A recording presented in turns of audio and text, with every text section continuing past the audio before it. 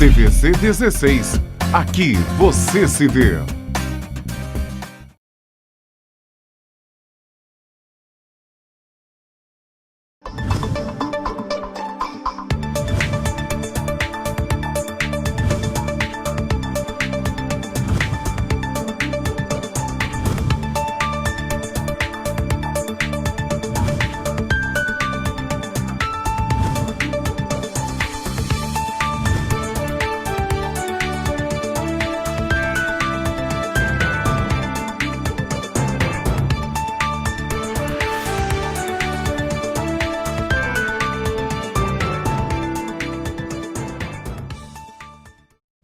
Olá, o programa original desta sexta-feira, 28 de agosto, está no ar. Vamos começar esta edição falando da notícia do dia, que é o afastamento do governador do estado do Rio de Janeiro, Wilson Witzel. Ao determinar o afastamento do governador do Rio do cargo, o ministro Benedito Gonçalves, do Superior Tribunal de Justiça, negou o pedido do Ministério Público Federal para que o chefe do Executivo carioca fosse preso. O ministro entendeu ser suficiente o afastamento do cargo para fazer cessar as supostas atividades de corrupção e lavagem de dinheiro. Witzel está proibido de manter contato com os demais investigados e com as testemunhas da investigação, com exceção à primeira-dama, Helena Witzel, por ser a mulher do governador. A medida faz parte da Operação Tris Idem, que faz buscas em 6 estados e no Distrito Federal, além de prender 17 pessoas, entre elas o pastor Everaldo, presidente do Partido Social Cristão, e o ex-secretário de Desenvolvimento Econômico do Rio, Lucas Tristão. Essa é uma nova fase da Operação Placebo, deflagrada em maio, e que investiga irregularidades na contratação de hospitais de campanha, compra de respiradores e medicamentos durante o combate à pandemia da Covid-19. A defesa do governador Wilson Witzel disse receber com grande surpresa a decisão de afastamento, tomada de forma monocrática e com tamanha gravidade. Os advogados aguardam o acesso ao conteúdo da decisão para tomar as medidas cabíveis, disse a defesa em nota divulgada na manhã desta sexta-feira. Vamos mudar de assunto e falar da pandemia. De acordo com as informações do Ministério da Saúde, o país tem 117.666 mortos e 3.717.156 casos desde a primeira notificação do vírus pela Covid-19. O governo federal estima que 2.908.848 pessoas já estejam recuperadas da doença. A Secretaria de Estado de Saúde do Rio de Janeiro informa que registra até esta quinta-feira 219.198 casos confirmados da Covid e 15.859 óbitos por coronavírus no estado. Até o momento, 197.196 pacientes se recuperaram da doença em todo o estado. No município do Rio de Janeiro, 89.434 casos, 9.566 óbitos. Em Niterói, 10.852 casos e 358 óbitos. Em Duque de Caxias, 7.859 casos, 648 óbitos. Em Nova Iguaçu, 5.267 casos, com 508 mortes. Em Petrópolis, 5.613 casos positivos e 168 óbitos. Até o momento, 1.280 pessoas se recuperaram do coronavírus em Petrópolis. Hoje, o município contabiliza pelo SUS 25,93% dos leitos clínicos e 42,11% de UTI ocupados com pacientes infectados pelo novo coronavírus. E falando ainda do novo coronavírus, o ex-prefeito Rubens Bom Tempo está internado após ser diagnosticado com a Covid-19. O ex-prefeito de Petrópolis, Rubens Bom Tempo, está internado em isolamento no Hospital Unimed após ter sido diagnosticado com Covid-19. A informação foi divulgada nas redes sociais pelo pré-candidato a prefeito do município, Marcos Curvelo. Na publicação, ele afirma ainda ter conversado por telefone nesta sexta-feira com Bom Tempo, que informou estar se recuperando bem da doença. Rubens Bom Tempo é diretor médico do Hospital Unimed Petrópolis. Ainda no tema, o Brasil viveu na última semana uma queda acentuada na média de novos casos da Covid-19, mas viu a quantidade de óbitos diários subir em relação às semanas anteriores, como informou o Ministério da Saúde no boletim epidemiológico que nós vamos conferir agora. Entre a 33ª e a 34ª semanas epidemiológicas, houve uma queda de 13% na média de novos casos confirmados da doença causada pelo novo coronavírus. Houve diminuição acentuada nas médias das regiões Sudeste, queda de 15%, Nordeste 14%, Sul 17% e Centro-Oeste 11%. Apenas o Norte teve aumento de 2% e apresentou estabilidade nos números. Nas mesmas semanas, entretanto, a média de mortes pela Covid-19 aumentou 4%, o Sudeste 8% e o Centro-Oeste 17%. Foram as regiões que alavancaram este acréscimo, além do Norte 9%, Sul teve queda de 9% e Nordeste 5%, que registraram redução. Da região Sudeste, apenas São Paulo teve redução nas duas médias de novos casos, queda de 32% e óbitos, queda de 9%. Ainda falando sobre a pandemia, a Fundação Oswaldo Cruz, a Fiocruz, e o laboratório britânico AstraZeneca vão formalizar na próxima segunda-feira, dia 31, a assinatura do contrato para a produção da vacina contra a Covid-19, que está sendo desenvolvida pela Universidade de Oxford, em Londres, em conjunto com o laboratório. O acordo entre a Fiocruz e a AstraZeneca selará a transferência de tecnologia para que o laboratório brasileiro possa produzir 100 milhões de doses do imunizante, caso seja comprovada sua eficácia. A cerimônia ainda não tem local e horário definidos, mas deve contar com a presença do ministro interino da Saúde, Eduardo Pazuello. Vamos mudar de assunto e falar de trânsito. As linhas de ônibus da Turbi Petrópolis, que atendem o centro da cidade, Correios, Itaipava e arredores, estão sofrendo impactos na operação em razão das obras viárias em um trecho de aproximadamente 2 quilômetros entre o bairro Carangola e a Avenida Barão do Rio Branco, próximo à 105ª Delegacia de Polícia, no Retiro. A via, que está em sistema de pare e siga, faz com que os ônibus fiquem totalmente parados no congestionamento em ambos os sentidos por até 36 minutos. As linhas prejudicadas são a 070 Posse Gabi, 615 Terminal Correias Carangola, 600 Terminal Correias e 700 Terminal Itaipava. Todas elas seguem registrando uma série de atrasos e perdas de viagens devido à lentidão no trânsito. Sem fluidez no trânsito, o problema se agrava, principalmente nos horários de pico, que compreendem entre as 7h45 da manhã e 9h30, assim como das 5 da tarde às 6h30 da noite. A Turbi Petrópolis orienta que os passageiros baixem gratuitamente o aplicativo Citamob, disponível nas versões Android e iOS. Neste aplicativo, o cliente pode ter acesso às principais informações sobre as linhas de ônibus da empresa, localização do veículo em tempo real, previsão de chegada ao ponto em que a pessoa está e a duração aproximada do trajeto. Vamos continuar falando de empresas de ônibus, mas mudando o assunto. As empresas de ônibus em Petrópolis continuam adotando e cumprindo com todas as medidas de segurança indicadas pelas autoridades governamentais e de saúde, como comprova o levantamento realizado pelas 5 operadoras do município nesta semana. Desde o início da pandemia, apenas 0,38% dos colaboradores foram contaminados pelo coronavírus, reforçando todas as ações realizadas pelas empresas com foco na segurança dos rodoviários e clientes. Desde o início da pandemia, todas as empresas adotaram rigorosamente procedimentos que oferecem os cuidados necessários para a manutenção da saúde dos rodoviários, como aferição de temperatura, distribuição de máscaras de proteção respiratória, disponibilização de álcool, gel, distanciamento entre os profissionais e limpeza em todos os ônibus e testagem rápida da Covid. Informação das assessorias das empresas de ônibus.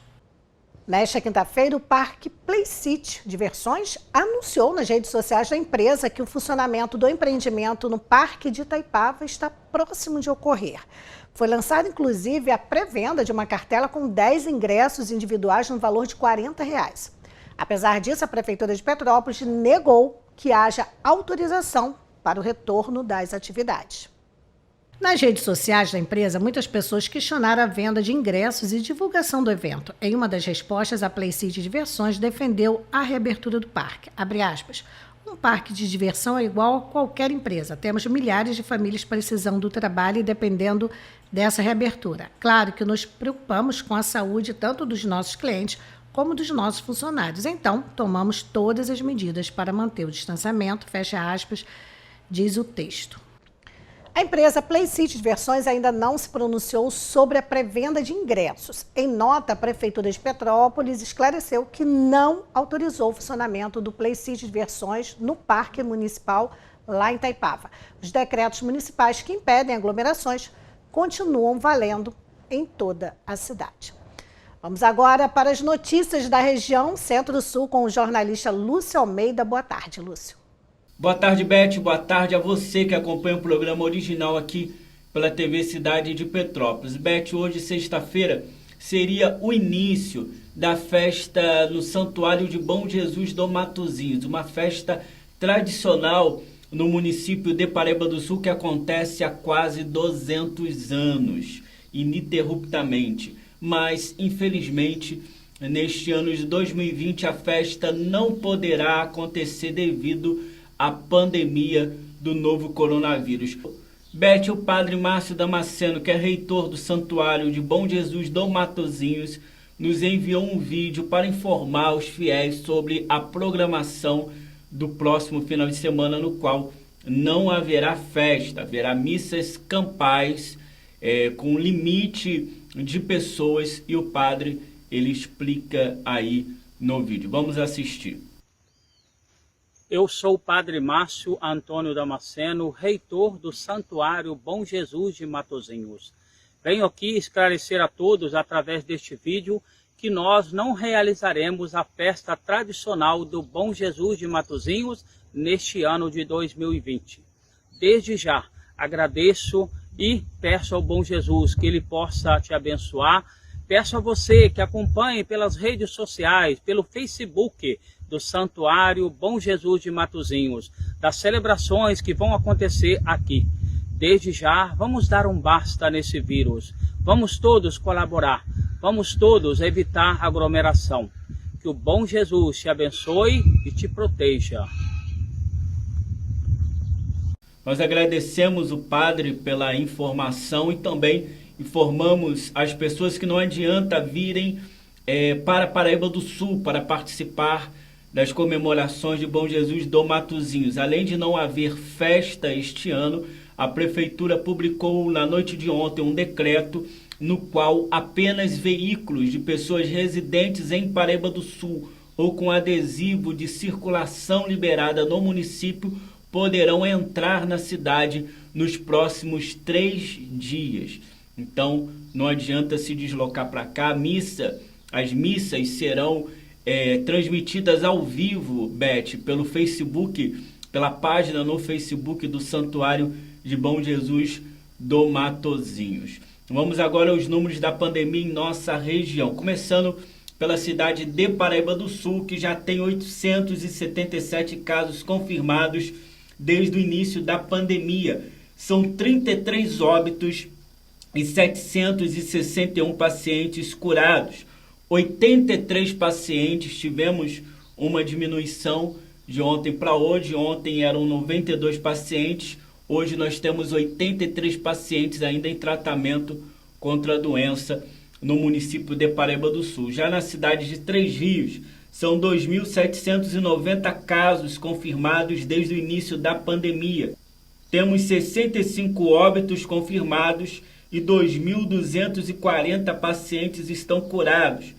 485 pacientes, Beth, ainda se encontram em tratamento aqui na cidade de Três Rios contra o coronavírus. Estas são as informações de hoje e é com você. Obrigada, Lúcia. Até a próxima segunda-feira. O Instituto de Segurança Pública lançou nesta quinta-feira, ou seja, ontem, a 15ª edição do Dossiê Mulher. De acordo com o estudo, os casos de homicídios dolosos de mulheres tiveram queda de 12% no ano passado, em comparação com o ano de 2018. Em 2019, foram 308 vítimas. O dossiê traz ainda uma análise inédita sobre as 85 vítimas de feminicídio registradas no estado em 2019. Destas, 49 tinham entre 30 e 59 anos e 58 eram negras. A análise mostra que 82,4% das mortes foram cometidas por companheiros ou ex-companheiros. 78,8% dos casos ocorreram dentro da residência e 32,9% dessas mulheres foram assassinadas com armas brancas. Para 44% das vítimas, a motivação alegada pelo autor foi o término do relacionamento. No período analisado, foram registradas 6.662 vítimas de violência sexual. Desse total, 58% tinham menos de 18 anos.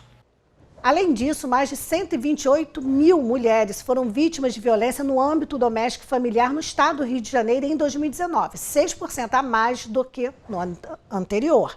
Os crimes mais registrados por mulheres em 2019 foram lesão corporal dolosa, com 41.366 vítimas, o que corresponde a 32,2% do total de casos, e ameaça, que corresponde a 32%.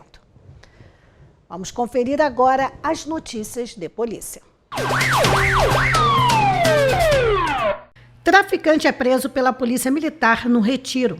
Durante um patrulhamento de rotina da Polícia Militar, nesta quinta-feira, na rua Felipe Camarão, no bairro Retiro, os agentes suspeitaram do comportamento de um homem de 43 anos que estava com uma sacola na mão. Assim que percebeu a presença dos policiais militares, o acusado jogou o material em uma lixeira. Apesar disso, os policiais conseguiram localizar a sacola. Nela havia 240 cápsulas de cocaína, em torno de 450 gramas.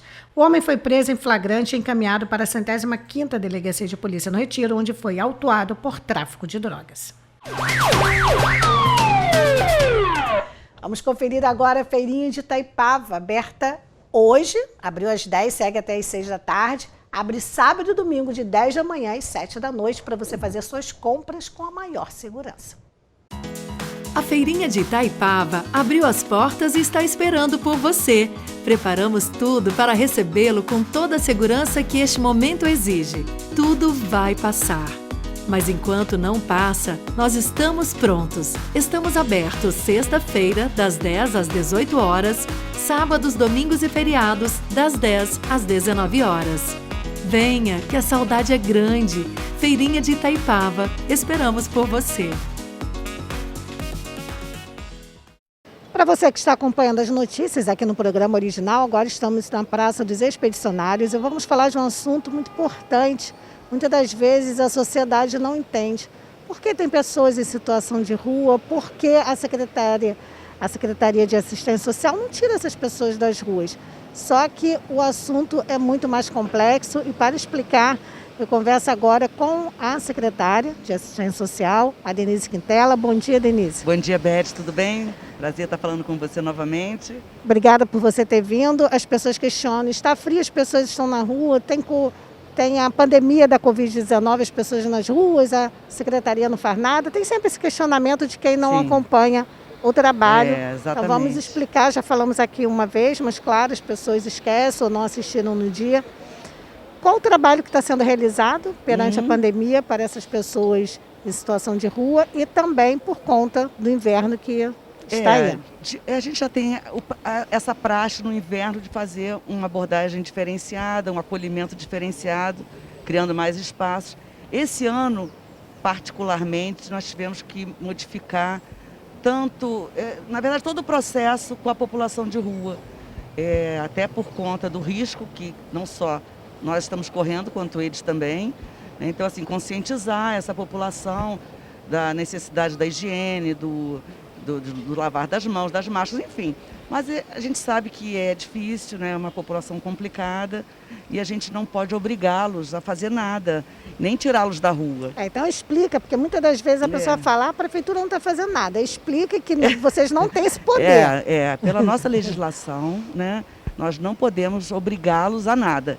Nós podemos sim dar o cobertor, né? E eles têm esse direito de ficar na rua utilizando o papelão e o cobertor. Eles não têm direito, Beth, de montar um acampamento, de usar um sofá. Então a gente pede muito para as pessoas não doarem isso para eles também, porque é complicado.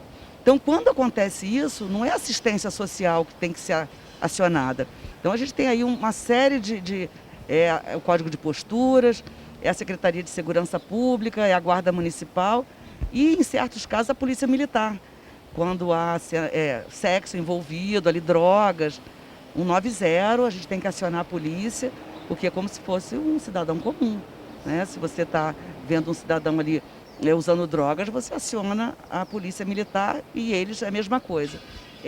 Nesse primeiro momento, logo no início da pandemia, o prefeito teve uma preocupação muito grande com relação a isso e nos acionou, né, a secretaria, e nós fizemos uma reunião logo de início, e lá no abrigo, no NIS, né, no Alto da Serra, nós tínhamos ali uma média de 60 moradores ali, que ficam praticamente morando direto ali, e nós tivemos que adequar o espaço para distanciamento, e a preocupação nossa muito grande foi com relação à quarentena, a possibilidade da gente precisar colocá-los em quarentena.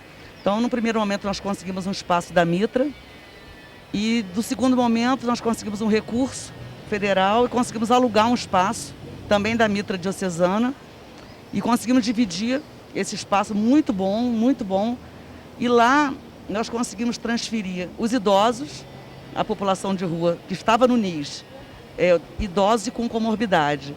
E eles estão lá nesse acolhimento temporário. Isso que eu ia te perguntar, eles aceitaram bem? Aceitaram, porque normalmente os que estão no NIS, que já ficam lá, eles aceitam. A dificuldade nossa maior é quem está na rua. Por quê? O NIS tem regras. Essa unidade de acolhimento, que é no Retiro, também tem regras. Lá é mais rigoroso ainda, não pode sair. Até porque eles estão lá justamente para se proteger. Então nós temos lá uma parceria com o consultório na rua, que vai até lá. Nós fazemos a checagem deles. Nós temos uma enfermeira, tanto no NIS quanto nessa unidade de acolhimento, fazendo a checagem 2 vezes por dia, pressão arterial, ausculta pulmonar, a febre, né, a temperatura corporal. Então, assim, tem todo o cuidado ali com eles. E está funcionando muito bem. Hoje nós estamos com 19 moradores lá, 19 usuários lá com a gente, no Retiro, né, nessa unidade de acolhimento. E aí, nesse meio tempo, surgiu o inverno, né? Então, o que fazer nesse inverno, com todo esse cuidado de distanciamento? É porque a preocupação é redobrada, né? Porque a gente fica preocupado. Sim. Porque a gente pensa, ninguém está na rua porque quer estar. Aí muita gente tem aquele pré-julgamento.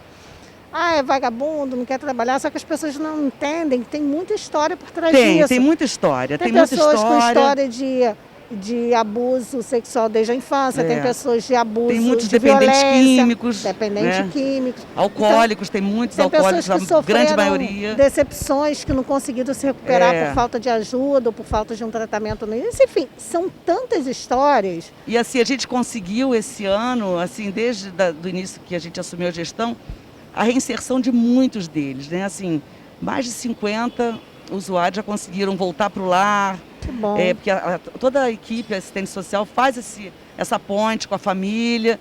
Muitos, a grande maioria tem residência, tem família que eu digo que todo mundo tem família, né? Mas presente ali, mas eles se recusam. Então é feito todo um trabalho de acolhimento, né? Para que as pessoas se sintam um pouco seguras até para ouvir, né? Então, assim, o NIS e a unidade tem regras. Não pode droga, não pode álcool. O NIS pode sair durante o dia e voltar, mas não pode entrar com nada. Então, muitos deles não querem por isso. E tem também, se eles tiverem algum tipo de problema lá dentro, forem descobertos com armas brancas, que seja, ou com droga, eles são solicitados.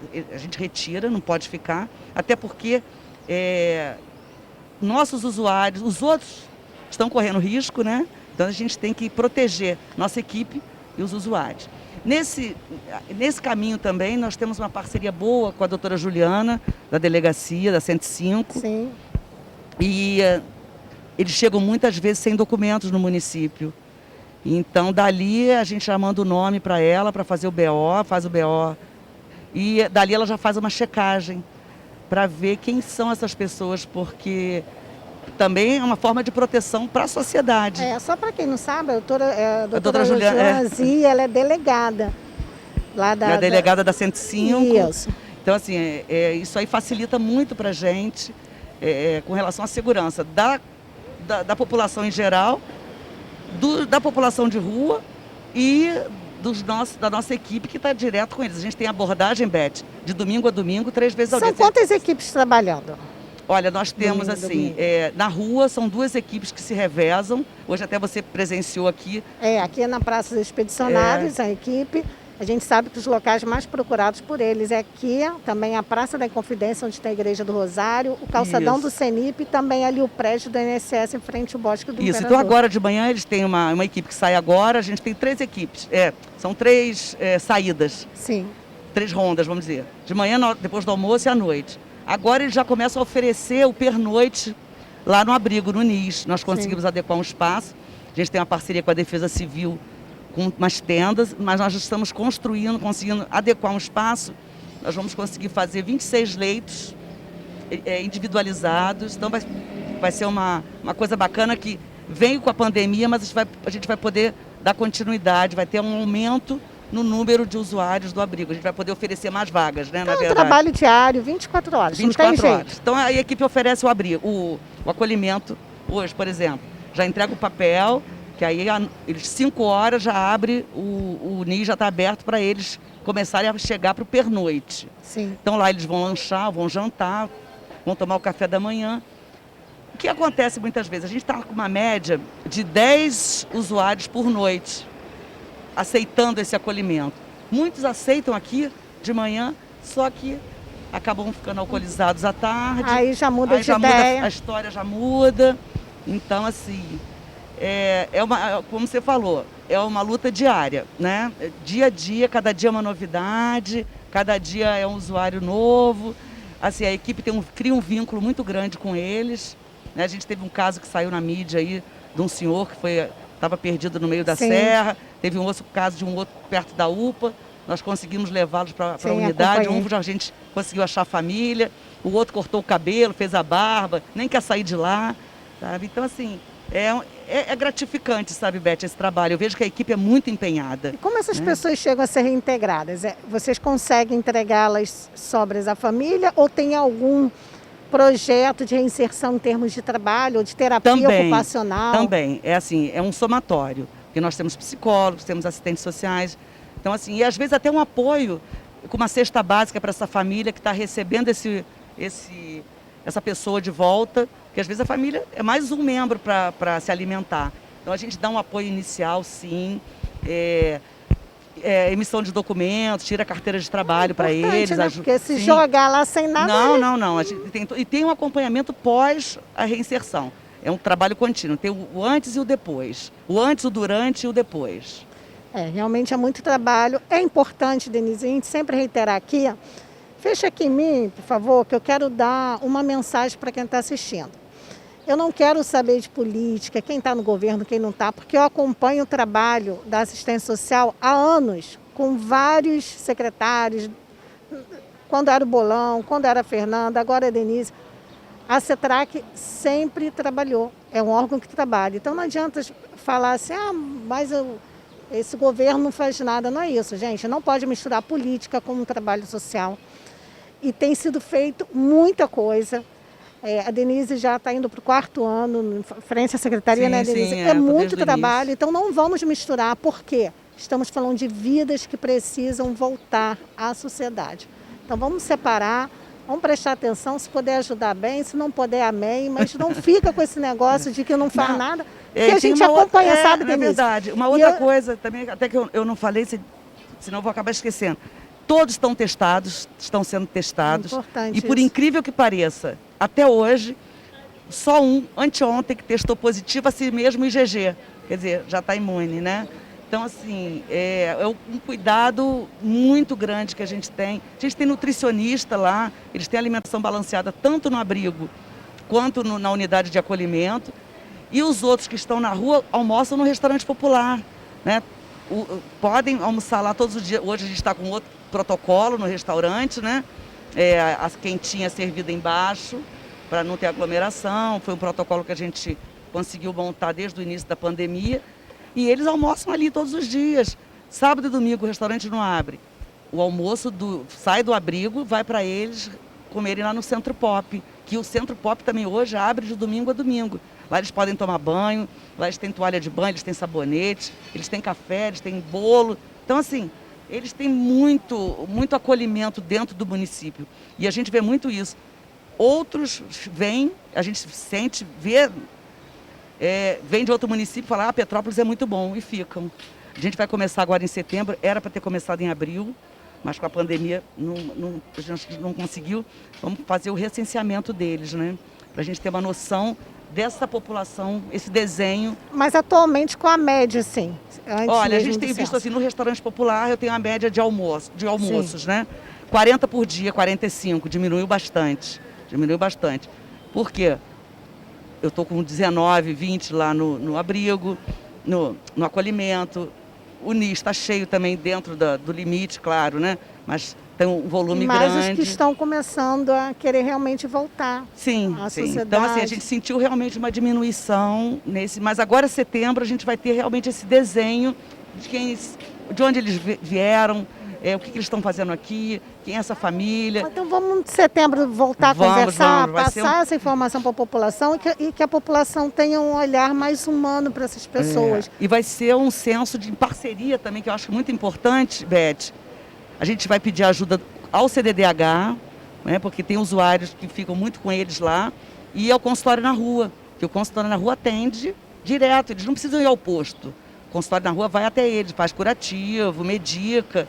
Então, assim, nós vamos tentar unir as três frentes, a assistência social, a saúde e a sociedade civil, através do CDDH, para que esse censo seja feito da melhor maneira possível. São pessoas que precisam de ajuda, não são bandidos. Deixar isso claro, porque muita gente fica revoltada. Olha lá, dá briga a bandido, dá comida para bandido. Não é assim, as pessoas têm que entender. São pessoas que tiveram vários problemas e que precisam de ajuda. Então, por favor, um olhar mais humano. Eu não acredito, eu não consigo conceber que ninguém queira estar na rua por livre espontânea exatamente. vontade. Acordei hoje, vou para a rua. Estou aqui com você, amanhã acordei com o pé esquerdo, quero ser... Tem sempre um motivo, né? Como a gente fala, a moeda tem dois lados, né? Tem o outro lado da história que a gente... Então, não que a equipe acaba sabendo por conta desse vínculo todo que cria. Então, assim, a gente tem casos ali muito tristes, a grande maioria. E a gente fala sempre isso, né? Se essa população não já tiver um quadro esquizofrênico, ela acaba passando a ter. Eu viver na rua é uma solidão, são muitos fantasmas que vêm em volta disso. Enfim, muito triste, a gente nem entrar nesse mérito, porque senão a gente acaba abrindo muito, né? Mas a gente pede isso, Beth, sempre a população para entrar em contato. Então, para encerrar, peça lá, Denise. A gente pede à população para não dar sofá, colchão, cama, não, isso só prejudica. Né? Eles têm aonde comer, eles têm aonde tomar banho, a fazer a higiene pessoal. Nós colocamos dispenser em todos os equipamentos. No Centro Pop tem chuveiro, tem sabonete, enfim, tem máquina de lavar. Então, no abrigo a gente tem uma lavanderia gigantesca e temos também uma parte só de roupas doadas que a roupa deles normalmente não dá nem para lavar, joga fora, né? Então, assim, eles têm uma proteção, vamos dizer assim, né, um acolhimento pelo município, pelo Poder Executivo, muito grande, muito grande. Então, eu só peço assim, paciência, porque a equipe é um trabalho árduo e tem muita coisa. A grande maioria a gente não pode obrigá-los a sair da rua. Parabéns pelo trabalho. Você Obrigada, e toda a Beth. equipe, a gente sabe que as pessoas que trabalham com isso têm que ter amor pelo que faz. Perfil muito, tem que ter amor, porque é difícil. É uma equipe que eu dou os parabéns sempre à minha equipe, que eles são fantásticos. Parabéns. É isso, gente. Então, um olhar um pouco mais humano, não vamos julgar, a gente não está aqui para isso. Se puder ajudar bem, se não puder, deixa para lá, mas não atrapalhe, não julgue, não fique falando do que você não entende. Bem, para você que tem uma casa, que tem um lar, que pode comprar, né, que tem toda o prazer de poder fazer o que quiser na sua casa, eu vou dar uma dica super bacana.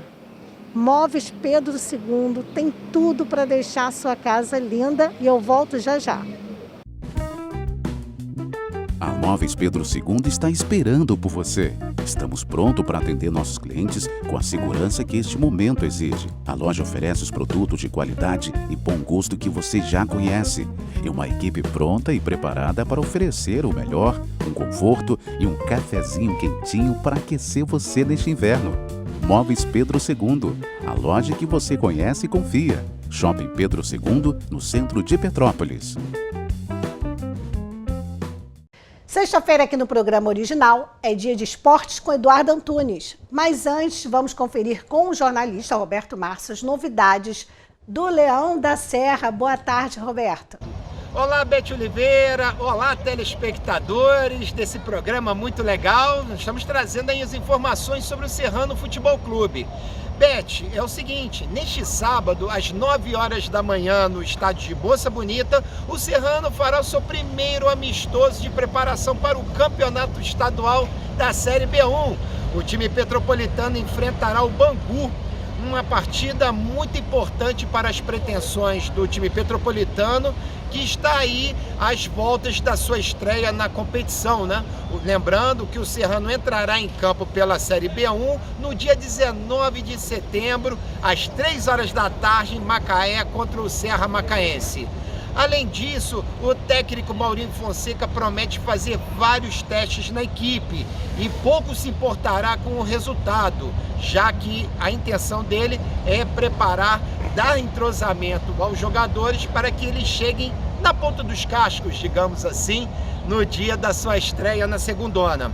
Beth, uma outra informação que eu quero passar é que na última segunda-feira os jogadores fizeram testes para o Covid-19 e hoje, nesta quinta-feira, o resultado foi apresentado, sendo que apenas um atleta testou positivo para o coronavírus. Esse atleta foi liberado dos treinos e se reapresentará na semana que vem por recomendação médica, tá certo?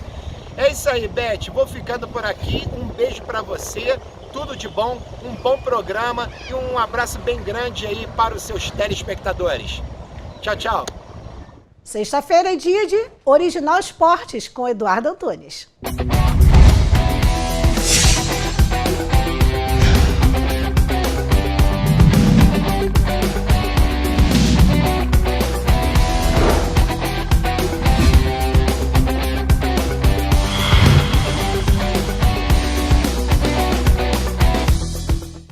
Visto meu uniforme, sei que vou ter um dia super legal, pois a minha escola é cheia de pessoas inteligentes e muito carinhosas. Ao chegar, o tio Luiz e a tia Cidé sempre estão lá para nos recepcionar. Eles são os primeiros sorrisos do dia. Ao passar pelos pequenos, ali vejo muita alegria, todo dia de forma diferente. Good morning, goodbye, hello. Tenho certeza que estão na aula de inglês, que aqui acontece todos os dias. Aqui podemos passar o nosso tempo livre, brincando nas quadras, visitando a horta orgânica e o jardim sensorial, ou cuidando dos peixes do nosso projeto Aquaponia. O tempo na minha escola passa muito rápido, pois temos sempre muitas atividades e projetos interessantes para desenvolver. Eu me sinto muito feliz por estar aprendendo cada vez mais e de uma forma tão prazerosa. Gostou? Vem conhecer a minha escola! Pessoal, estamos recebendo aqui hoje o Guilherme Gifone, treinador e técnico, né? E vocês sabem de quê? De um esporte que muitas das vezes as pessoas pensam que não tem em Petrópolis, que é esgrima, que eu acho uma maravilha, eu sou apaixonado por esgrima, e eu brinco com o Guilherme que eu ainda vou praticar. Hein, Guilherme? Tudo bem? Bem-vindo. Obrigado. Satisfação te receber aqui. Eu acho que é importante o pessoal saber que em Petrópolis, ter esgrima em Petrópolis é uma coisa que as pessoas não sabem, né? Você hoje está no Magnólia, mas você já esteve em outro clube em Petrópolis? Sim, eu comecei o trabalho com esgrima aqui na cidade em 2009, lá no Terra Santa. E de lá para cá eu venho trabalhando até 2014 nesse local. Aí em 2014 eu migrei para o Esporte Clube Magnólia, onde estou até hoje lá, firme e forte, trabalhando.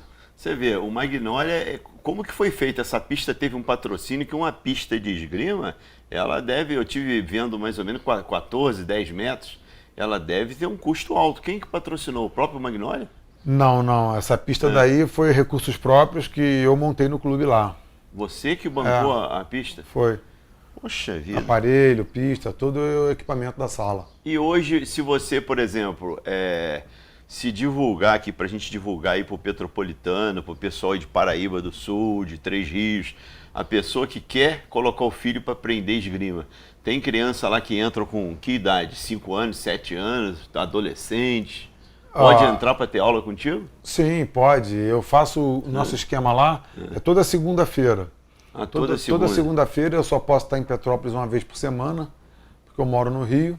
Bom. E toda segunda-feira a gente faz o nosso trabalho às 18 horas com crianças até 12 anos.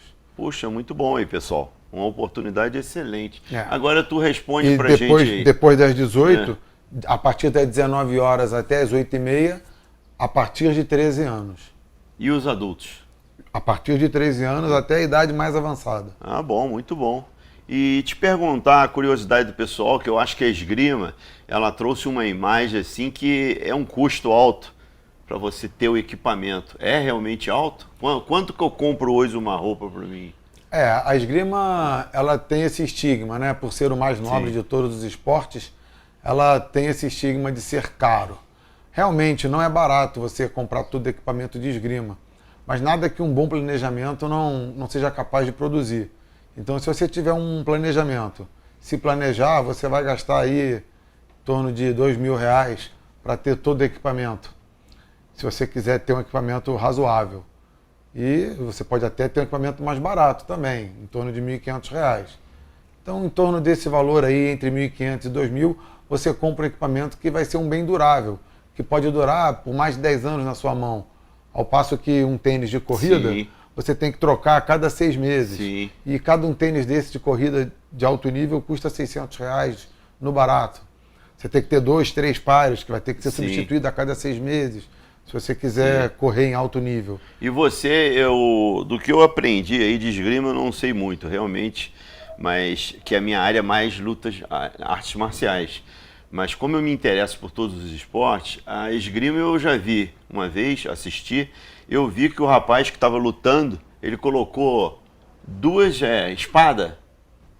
Seria espada o nome? Sim. Depende da arma, são 3 armas. A espada, o florete e o sabre. Ah, isso aí, florete e sabre. E como é que se divide? Eu sou iniciante, eu vou começar na espada? Não necessariamente, depende do clube. Lá com a gente, eu faço a iniciação toda usando a técnica do florete. Todo iniciante comigo começa aprendendo o florete, que é a arma básica de treinamento. Eu acho que todo esgrimista deve começar no florete. Mas quando você olha assim, você segue no florete. Qual a diferença de um e do outro? A diferença entre o florete e a espada é só a superfície válida e o formato da lâmina, o formato do copo. Florete, você tem uma lâmina de seção quadrangular, espada, seção triangular.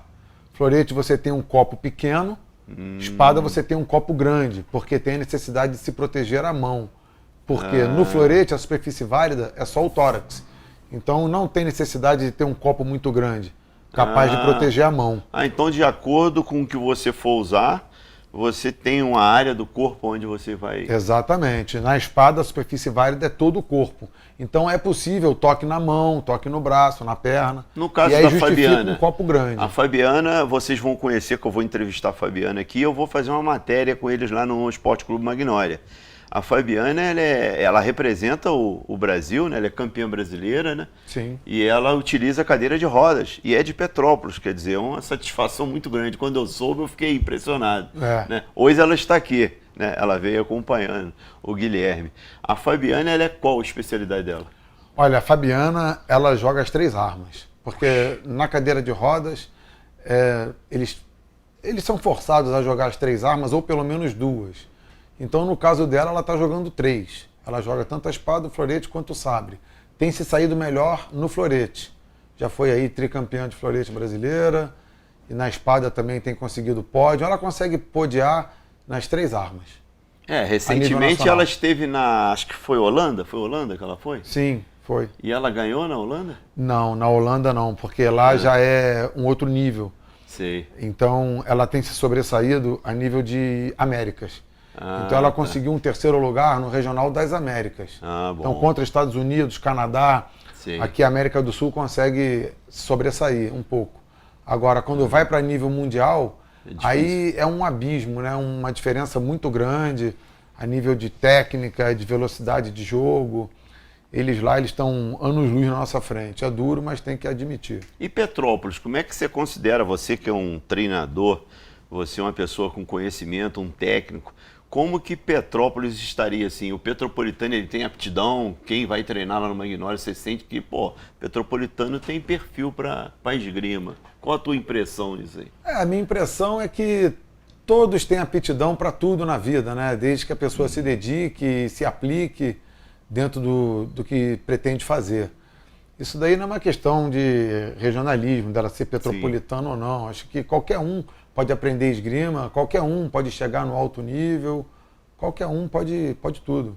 E, por exemplo, a faixa etária. Uma pessoa, por exemplo, igual no meu caso aqui, eu tenho 60 anos, pode começar a praticar? Claro. 60 anos? Claro, a esgrima é um esporte altamente democrático. É mesmo? E onde a diferença de idade não faz diferença. Poxa. Porque é o único esporte onde, vamos dizer assim, um idoso enfrenta um jovem com igualdade de condições. Porque é a mesma arma para os dois. Mas e a velocidade? Você não vai... O reflexo? Um cara de 24 anos, ele não vai ter vantagem sobre um de 60? Ele vai ter vantagem se for disputar uma competição. Uma competição que vai durar o dia todo.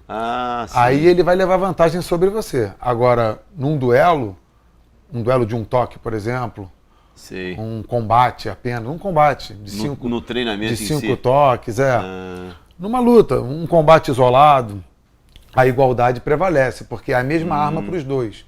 E o tempo de vida, ele conta muito. A experiência de vida do ser humano, ela influencia diretamente no jogo de esgrima. Porque é um esporte 50% intelectual, 50% físico.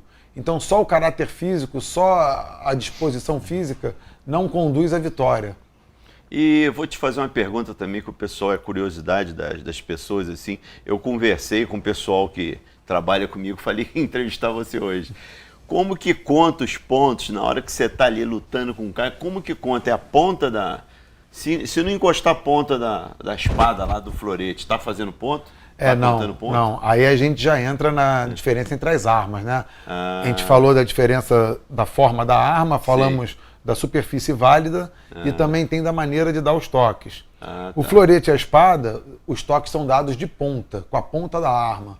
O sabre, ele tanto pode ser de ponta como pode ser de corte ou contra-corte. Então... O corte é você bater? O sabre é a única que pontua com corte. Pô, é um esporte muito bonito. É pena que a gente não tem tanto tempo assim. Ô, Guilherme, vou te receber de novo, se Deus quiser, for satisfação. E marcar, vocês vão ver uma matéria pra gente mostrar isso tudo aí de bonito aí. Sim, eu faço o convite aqui a todos os petropolitanos que queiram conhecer a nossa arte, que compareçam no Magnólia toda segunda-feira, a partir das 18 horas, para as crianças até 12 anos, e a partir das 19 para adultos e demais acima de 13 anos. Muito bom. Um abraço, pessoal. Curso Hamlet, inglês e espanhol para todas as idades. Há 39 anos em Petrópolis, liderando o ensino de inglês. Convênios com escolas e empresas. Agora em novo endereço, com instalações mais modernas e ainda mais conforto para você. Rua 16 de Março, 347A. Telefones 2242-0966 ou 2243-4753. Pessoal, obrigado por essa semana, os telespectadores, e até a próxima semana com mais um Original Esportes.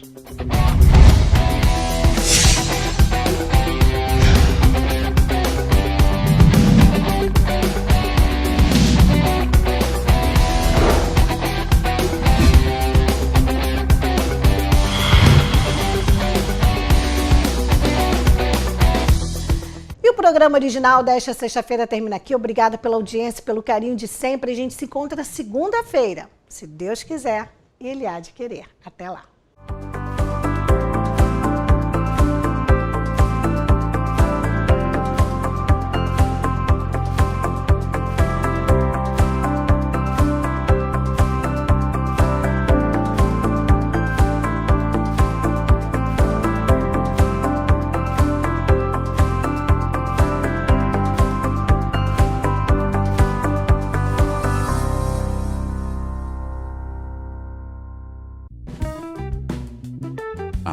Pedro II está esperando por você. Estamos prontos para atender nossos clientes com a segurança que este momento exige. A loja oferece os produtos de qualidade e bom gosto que você já conhece.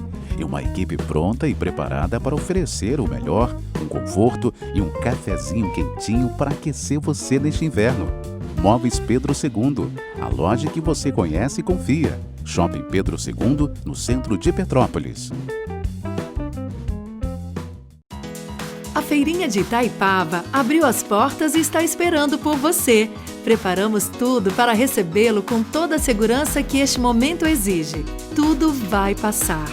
Mas enquanto não passa, nós estamos prontos. Estamos abertos sexta-feira, das 10 às 18 horas, sábados, domingos e feriados, das 10 às 19 horas.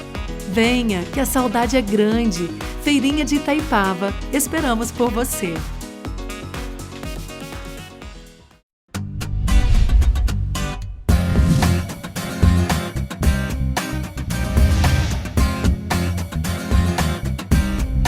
TVC 16. Aqui você se vê.